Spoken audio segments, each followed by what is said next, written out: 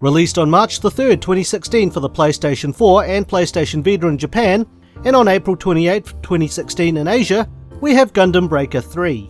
As the name states, the game is a sequel to Gundam Breaker and Gundam Breaker 2, released for the PlayStation 3 and PlayStation Vita respectively in 2013 and 2014. The game was developed and published by Bandai Namco, and features battles between Gundam plastic models, or Gunpla for short. For those unfamiliar, Mobile Suit Gundam originally began airing as an anime TV series in 1979. The show was originally unpopular during its initial run, and the series was cut short at 43 episodes instead of the originally planned 52. However, the popularity of the series is partially attributed to Bandai's licensing of the mecha featured in the show. With the introduction and sales of Gundam models, the series began to grow in popularity and greatly contributed to its success today. For a lot of people, their first experience with Gundam may have been with Gundam Wing in the mid-1990s to early 2000s. In regards to the models themselves, I'll go over them in a little bit more detail later on. For this review, I have chosen to cover the Asian version, which features English subtitles. In this game, you play as a Gunpla enthusiast who has recently moved to an area near the Ayato shopping street, for some reason named the Irori Watari Shopping Arcade in the Asia version. There's been some plans to have the street purchased and redeveloped by the Times Universe Corporation, as their new store by the neighbourhood train station is drawing business away from the shopping street. So after having a Gunpla match and meeting a girl named Misa at the local game centre, you decide to form a Gunpla battle team to revive the Ayato shopping street by winning Gunpla competitions. A fairly straightforward story, but is it any good? Find out in The Good.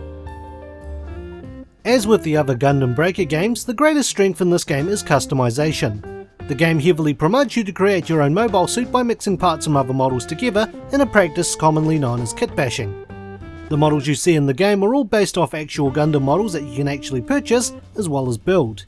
With Gundam Breaker 3, while you start off with a very basic suit, it's neat to see the ideas that spring up over the course of the game as you combine different parts, colour schemes, finish and abilities to make either serious creations or something a little wacky.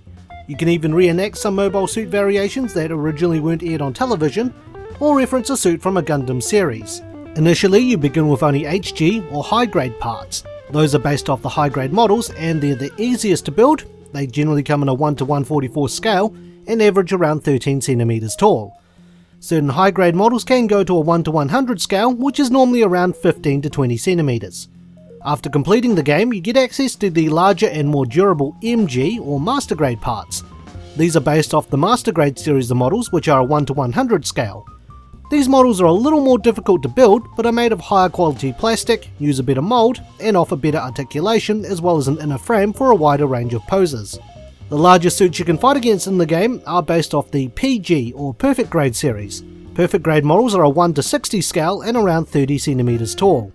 These guys are the most difficult to build, often requiring the builder to secure parts using screws or even wire up LEDs. The end result is an even higher quality model made up of plastic and metal parts, and construction can take up to weeks to complete. However, PG models are unavailable for you to play as. The game takes the kit bashing even further and introduces optional parts that can either increase the performance of your suit or even add optional weapons. The amount of parts, skills and accessories available for you to mix and match makes the building process enjoyable, and unlike the earlier games, there's no requirement stopping you from using certain parts. So providing you have them, you can make that dream mobile suit anytime in the game. As well as that, each part can also have abilities attributed to them. These abilities range from increasing the durability or health of your mobile suit to increasing the response time or attack strength. Certain parts can allow you to use signature moves, weapons or abilities of their respective unit.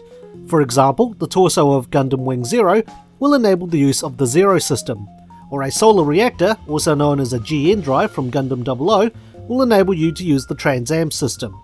Once you've mastered the skills, you can use both as parts restrictions get lifted, and this also applies to some signature moves such as the Shining Finger, Sekiha Tenkyoken, and Hyper Beam Saber.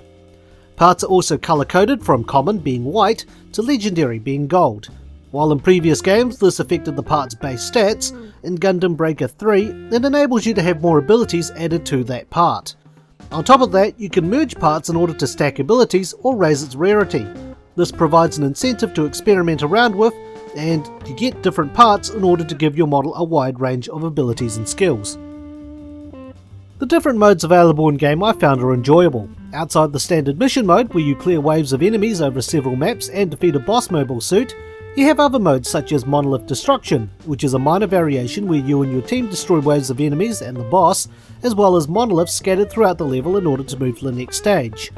Another is Core Assault, where you and your team must defend your core while destroying the enemy teams, and the traditional Battle Royale, where you square off against multiple teams one after the other.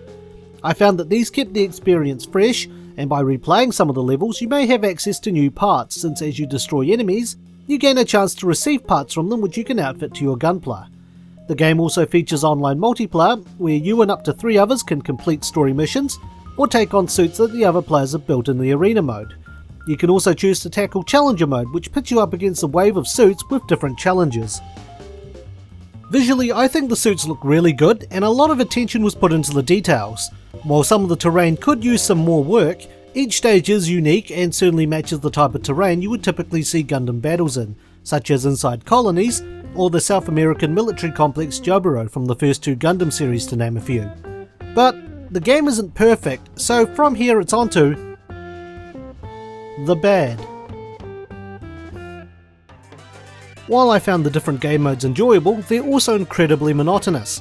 In order to strengthen your gunpla, you can upgrade them with other gunpla parts to add new skills, or increase their parameters, as well as upgrading them using various grades of plastic obtained while completing missions. In order to really get anywhere with parts, you'll need to replay missions over and over and over again. Once your parts reach level 20, the most effective way to increase their level is by competing in arena mode. The suits you're up against in arena mode are also quite powerful, and if you're not careful they can destroy you in a few hits. Of course, even fighting other suits in arena mode can also get very monotonous and repetitive as well, especially in that last push from level 20 through to level 30.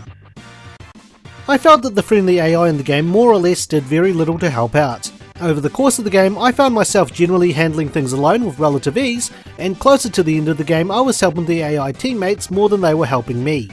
A neat thing is that you can change your allies' gunpla to one that you have saved the schematics of, and have them use your designs with poor to moderate effect. Also included, and a first for the Gundam Breaker series, is the inclusion of SD, or Super Deformed Gundams. By inclusion we mean only your team gets them, and there's only one mission where you fight SD Gundams. I do feel that they seem very out of place in comparison to everything else though. With that, I've pretty much covered what I wasn't too fond about, so I think it's time for the opinion. If you're a Gundam fan, this game is perfect for you. Not only can you play as one of the Gundams from the many available series around, you can even play as some of the grunt suits, and better yet, mix and match the parts to get something completely different, albeit in model form. The game's story is fairly generic, but the charm really does come down to customizing your gunpla, even if you have to bore yourself by playing missions over and over again in order to obtain or upgrade parts. The game's multiplayer is quite solid, and I think it was well worth the money spent. If you like Gundam, or well, Mecha in particular, I'd say pick this game up, you'll be sure to enjoy it. With that, it's time for my rating. I would give Gundam Breaker 3 a Master Grade GX9901DX Gundam XX out of 10.